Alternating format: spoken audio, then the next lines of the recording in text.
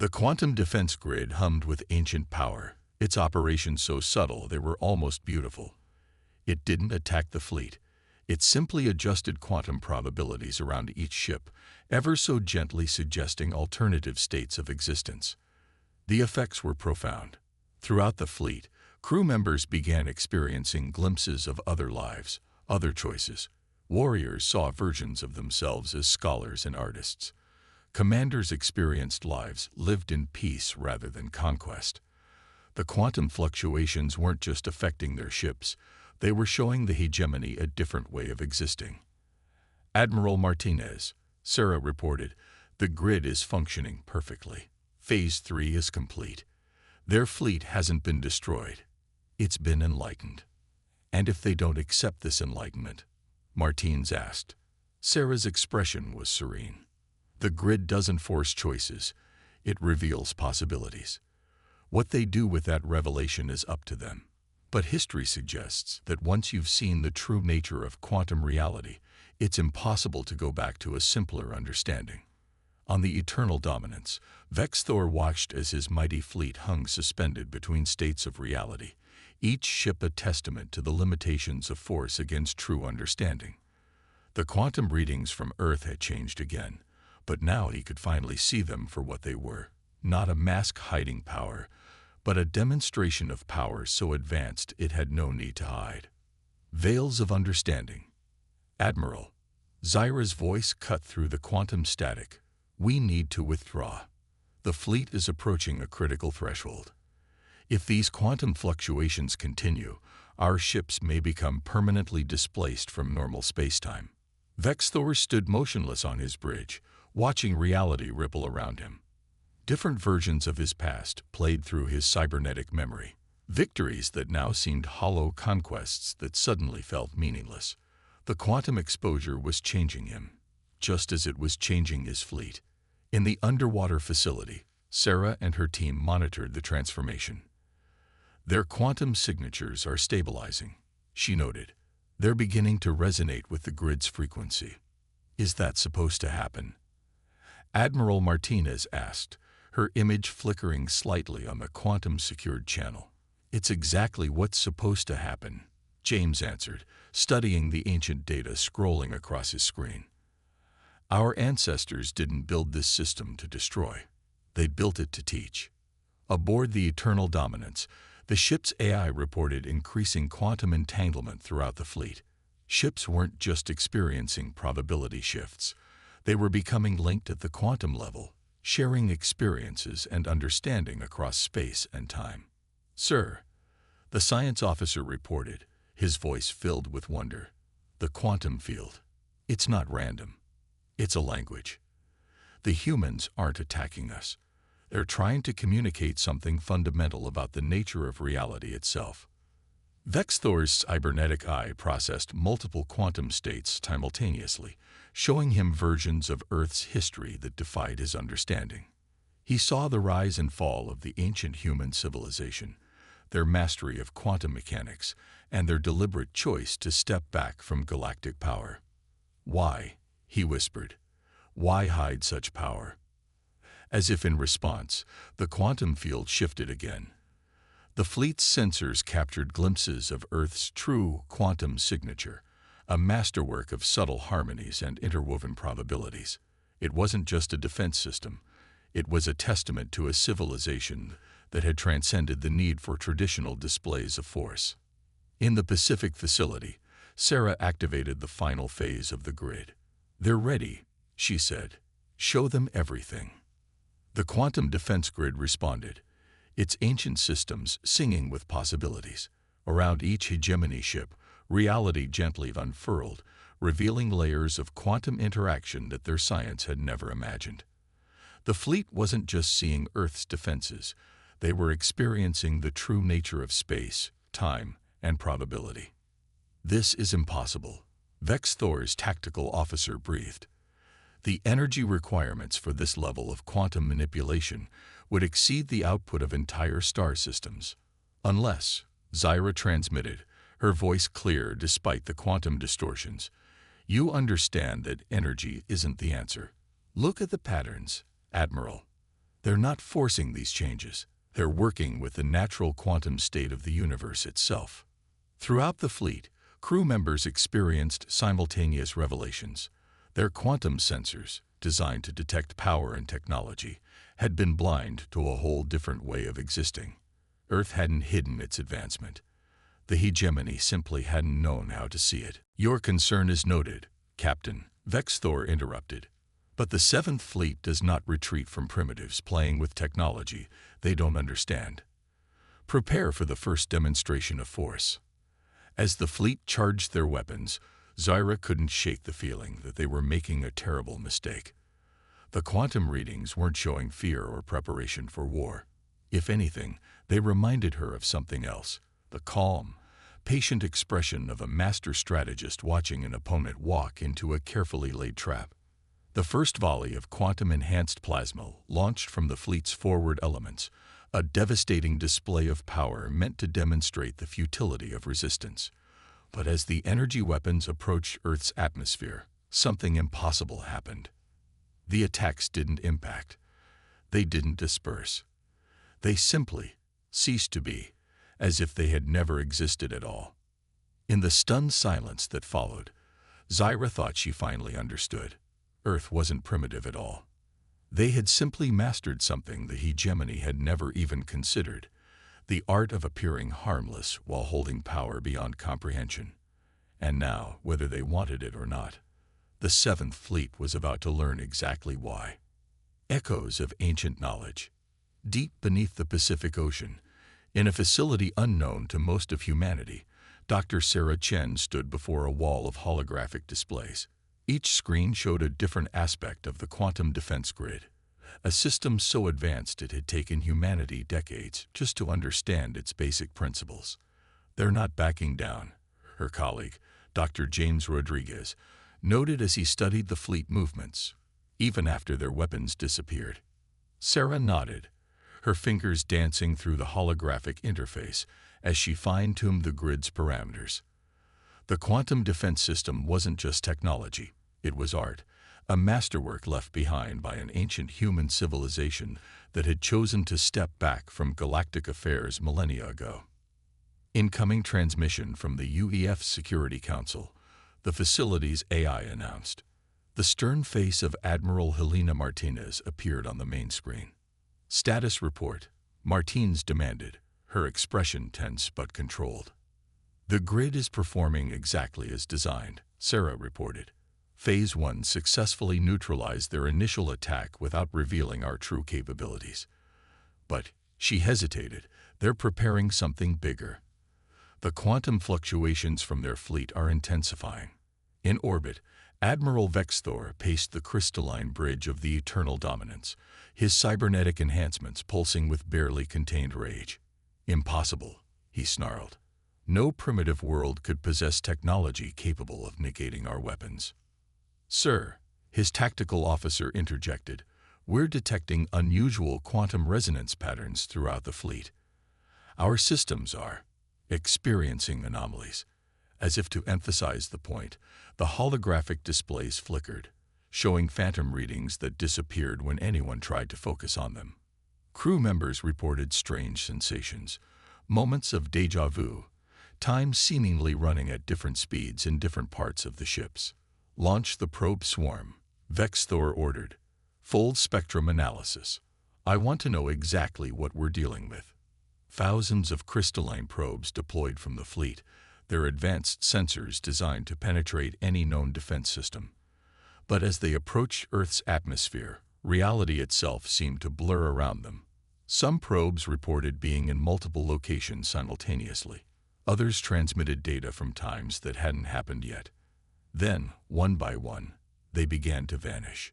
Back in the underwater facility, Sarah watched the quantum defense grid process the probe swarm. The system wasn't destroying the probes.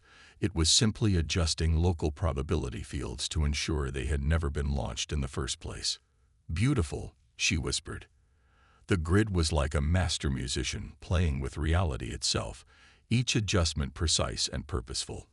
"They still don't understand what they're looking at." "Do you think they'll figure it out?" James asked, monitoring the fleet's increasingly erratic sensor readings. They're looking for weapons, shields, anything that fits their understanding of defense technology, Sarah explained. But the grid doesn't work that way. It doesn't stop attacks. It simply ensures they never happen. On the Eternal Dominance, the situation was deteriorating. Ship after ship reported system malfunctions, but when engineering teams investigated, they found nothing wrong. Quantum sensors showed impossible readings, suggesting the fleet existed in multiple quantum states simultaneously. "Admiral," Captain Zyra's voice cut through the chaos. "Request permission to withdraw. These quantum anomalies are unlike anything in our records. We're not equipped to." "Silence!" Vex Thor roared. "The Seventh Fleet does not retreat. Prepare the quantum cascade cannon. If they can block conventional weapons, let's see them handle a weapon that unravels reality itself." In the underwater facility, alarms blared. Sarah's hands flew over the controls, her eyes widening as she analyzed the data. "They're charging something massive," she reported. "The quantum signatures. They're trying to tear a hole in space-time." Admiral Martinez's expression hardened. "Can the grid handle it?" Sarah studied the ancient system's response, watching in awe as it adapted its defensive patterns. "Yes," she replied, a small smile playing at her lips. "In fact, I think they're about to learn exactly why our ancestors chose to step back from galactic politics." The quantum cascade cannon fired, its beam distorting the very fabric of space as it approached Earth. For a moment, it seemed as though reality itself held its breath. Then, with a grace that bordered on artistic, the quantum defense grid responded. The beam didn't disappear like the previous attacks. Instead, it curved, following probability paths that should have been impossible, forming a perfect loop in space. And before the stunned crew of the Eternal Dominance could react, their own weapon emerged from a quantum probability fold, heading straight back toward them. Ripples in reality. Emergency quantum shields. Vex Thor bellowed. The Eternal Dominance's crystalline hull hummed as it channeled power to its defensive systems. The redirected cascade beam struck the shields, creating a spectacular display of quantum energies that lit up Earth's orbit like a new sun. When the light faded, the flagship remained intact, but changed. Sections of the massive vessel existed in multiple quantum states simultaneously, creating a ghostly effect as different versions of the same ship overlapped in space. "What have they done to my ship?" Vex Thor demanded, watching as portions of the bridge flickered between different possible configurations. In the underwater facility, Sarah and her team monitored the aftermath. The grid didn't just redirect their attack, she explained to Admiral Martinez. It used it to demonstrate a fundamental truth. Their understanding of quantum mechanics is primitive compared to what our ancestors achieved. "Ma'am," James interrupted, "we're detecting unusual activity in the fleet. Their quantum signatures are becoming increasingly chaotic." On the Eternal Dominance, reality itself seemed to be unraveling. Crew members reported experiencing multiple timelines simultaneously. Some remembered battles that had never happened, victories that had turned to defeats, and versions of themselves that had made different choices. Captain Zyra watched from her survey vessel as the mighty Seventh Fleet began to lose cohesion. "Admiral," she transmitted, "the quantum distortions are spreading. Whatever they've done, it's affecting our ships at the fundamental level." "Impossible," Vex Thor growled, but there was a new note in his voice. Fear. No civilization could manipulate quantum reality with such precision. The energy requirements alone would be. "Sir," his science officer interrupted, "I've been analyzing the patterns. They're not using energy the way we understand it. They're not forcing changes in quantum states. They're suggesting them, guiding probability itself." In the underwater facility, Sarah pulled up an ancient text, its quantum-encoded data, showing the principles behind the defense grid. "Our ancestors understood something that the hegemony never has," she explained to her colleagues. "The universe isn't about power, it's about harmony. We don't need to force reality to do what we want. We just need to understand it deeply enough to work with it. The effects continued to spread through the fleet. Ships reported navigation systems showing them in multiple locations at once. Quantum computers calculated probabilities that added up to impossible numbers. Reality itself seemed to be rejecting the fleet's presence in Earth's space. "Admiral," Zyra transmitted again, her voice steady despite the chaos. "I believe I understand now. Earth isn't defending itself. It's teaching us something. About power, about technology, about our own arrogance." Vexthor stood on his flickering bridge, watching as sections of his fleet began to phase in and out of normal spacetime. His cybernetic enhancements, usually so precise, showed him probability calculations that made his mind reel. For the first time in his centuries-long career, he faced an enemy that couldn't be defeated by force, because they had moved beyond the very concept of force itself. In the depths of the Pacific, Sarah activated the next phase of the grid. "They're starting to understand," she said, "but understanding isn't enough. They need to experience why our ancestors chose this path." The quantum veil. The Hegemony's survey vessel emerged from fold space at the edge of Sol system, its crystalline sensors extending like delicate fingers into the void. Captain Zerek stood at the observation deck, her iridescent scales shifting colors as she studied the unremarkable yellow star and its planets. The third world from the sun drew her attention. Earth, as its inhabitants called it. "Another primitive world," her science officer, Rental, reported. "Their technology appears to be in the early space age. Minimal orbital presence, no defensive grid, and," he paused, mandibles clicking in confusion. "What is it?" Zyra asked, noting the unusual tone in her officer's voice. "The quantum readings are wrong. According to our scans, the planet's quantum signature doesn't match its technological level. It's as if..." Rental adjusted the sensors, his appendages dancing across the crystalline control surface. "It's as if something is masking the planet's true nature." Zyra moved closer to the sensor display, her crystalline claws tapping thoughtfully against the metallic railing. The quantum readings defied everything she knew about technological progression. Every civilization followed a predictable path of development, their quantum signature growing more complex as they advanced. But Earth was different. "Look at this harmonic pattern," Rental said, highlighting a section of the data. "It's like watching a master musician pretend to be a novice. The notes are deliberately simple, but there's an underlying complexity that shouldn't be possible for their level of development." The survey vessel's eye chimed in, its harmonious voice resonating through the chamber. "Historical analysis suggests Earth has never participated in galactic affairs. Their communications remain limited to radio waves, and their space exploration hasn't extended beyond their own moon. Yet their quantum signature suggests capabilities far beyond these limitations." Zyra felt her scales ripple with unease. In 3 centuries of survey work, she'd never encountered anything like this. The Hegemony's protocols were clear. Any civilization with unexpected technological capabilities must be reported immediately. "Send a priority message to High Command," she ordered. "Mark it with a temporal anomaly warning." Within hours, the Hegemony's response arrived. Admiral Vexthor himself appeared on the command deck's main display, his battle-scarred scales and cybernetic enhancements testament to centuries of military service. "Captain Cattell," he rumbled, "your discovery has attracted significant attention. The Council believes Earth may be harboring technology that could threaten Hegemony stability. I'm mobilizing the 7th Fleet. Hold your position and continue monitoring." "Admiral," Zyra interjected, "with respect, we haven't detected any aggressive capabilities.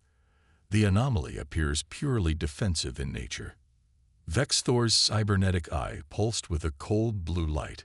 "Captain, your concern is noted, but the Council's decision is final. History has taught us that primitive species cannot be trusted with advanced technology. The 7th Fleet will ensure Earth's capabilities are properly assessed." After the transmission ended, Zyra stood silently at her observation post, watching the seemingly peaceful blue planet rotate below. Something about this felt wrong. The quantum patterns weren't just advanced, they were elegant, suggesting a civilization that had moved beyond the need for obvious displays of power. Over the next few days, Zyra's crew detected massive fold space disturbances as the 7th Fleet. Admiral Martinez, Sarah reported, their fleet has reached quantum coherence. The final choice is theirs. Vexthor stood on his bridge, centuries of military doctrine warring with his new understanding. His cybernetic systems showed him probability calculations that redefined his notion of power. The mighty 7th Fleet, pride of the hegemony, hung suspended in a quantum web of infinite possibilities. We could still attack, his tactical officer suggested, though his voice lacked conviction. Our secondary systems are still partially functional. No, Vexthor said, and in that moment, he felt the weight of his civilization's history. All the worlds conquered, all the species subjugated, all based on a fundamental misunderstanding of the universe itself. We would not be attacking an enemy. We would be attacking enlightenment itself. The quantum field rippled one final time, showing the fleet a vision of possibility. A future where technology served understanding rather than dominance, where power came from harmony rather than force. It was the same choice Earth's ancient civilization had made, now offered to the hegemony. A new dawn. All ships, Vexthor transmitted, his voice carrying the weight of transformation, begin quantum synchronization. We accept the lesson. Throughout the fleet, ships adjusted their quantum fields to match the harmonics suggested by Earth's defense grid. As they did, the reality distortions began to stabilize. Ships stopped flickering between states, settling into a new quantum equilibrium that felt more real than their previous existence. In the underwater facility, Sarah watched the data streams with quiet satisfaction. They've made the right choice, she said, just like the archives predicted they would. The archives? Admiral Martinez asked. You knew this would happen. James pulled up a section of ancient text, its quantum-encoded data showing a prediction made millennia ago. Our ancestors encountered dozens of civilizations like the hegemony, he explained. Species that developed quantum technology, but never truly understood it. They built this system not just to defend Earth, but to guide others toward understanding. Above the Earth, the hegemony fleet hung in space, forever changed. Their quantum sensors, previously focused on detecting power signatures, now showed them the delicate web of probability and possibility that connected all things. Their mighty weapons seemed crude compared to the subtle art of working with reality rather than against it. Captain Cattell, Vexthor transmitted to Zyra's survey vessel. Your initial assessment was correct. We were not ready for this encounter. No, Admiral, Zyra replied, her scales shifting through colors of revelation and wonder. We were exactly ready for it. We just didn't know what we were ready for. From the facility deep beneath the Pacific, Sarah initiated the final sequence. The quantum defense grid began to scale back its effects, but the changes it had wrought in the hegemony fleet and in their understanding were permanent. We're receiving a transmission from the flagship, James announced. They're requesting scientific exchange. Admiral Martinez smiled. Accept the request. It's time to share some of what we know. Carefully, of course. The quantum field rippled one last time, carrying Vexthor's voice to the facility. People of Earth, he said, his tone stripped of its former arrogance, the hegemony has existed for 10,000 years. We thought we understood power. We thought we understood technology. Today, you have shown us that we understood neither. Sarah stepped forward to respond, her voice carrying the weight of humanity's ancient wisdom. Admiral Vexthor, the knowledge was always there. We simply chose a different way of seeing it. Your fleet came seeking to conquer, but instead, you found enlightenment. That is the true power of quantum mechanics, not what it lets us do, but what it lets us understand. As the hegemony fleet prepared to depart, their ships now resonating with new quantum harmonics, Zyra made one final transmission to Earth. "You could have destroyed us," she said. "Why show us this instead?" The answer came not from the facility, but from the quantum field itself, a message encoded in the very fabric of reality. Because true power lies not in the ability to destroy, but in the choice to illuminate. Your civilization is young, but it can learn. That is why we remain silent in the galaxy, not to hide, but to teach when others are ready to learn. In the days that followed, the galaxy would buzz with rumors about the fate of the Seventh Fleet. Some said they had been destroyed. Others claimed they had simply vanished. But those who encountered the fleet's ships noticed something different. Their quantum signatures had changed, resonating with a harmony that few understood. Deep beneath the Pacific, Sarah and her team began preparing for the next phase. The quantum defense grid had served its purpose, not just protecting Earth, but guiding another civilization toward greater understanding, just as their ancestors had planned. "Do you think they'll tell others what they learned here?" James asked, watching the fleet's quantum signatures fade into fold space. "They won't have to," Sarah replied, smiling as she monitored the subtle quantum ripples spreading through the galaxy. "Understanding, once achieved, has a way of spreading on its own. That's why our ancestors chose this path. Not to conquer, not to hide, but to wait and watch and guide. Because sometimes the most powerful choice you can make is to simply show others what's possible." As the last echoes of the hegemony fleet faded from Earth's sensors, the quantum defense grid settled back into its quiet vigil. Earth would continue to appear primitive to the galaxy's younger civilizations, a deliberate choice made by a species that had learned that true power lies not in domination, but in understanding. And in the vast quantum web that connected all things, the signal continued to spread, not a message of conquest or submission, but an invitation to understand, to learn, and to grow.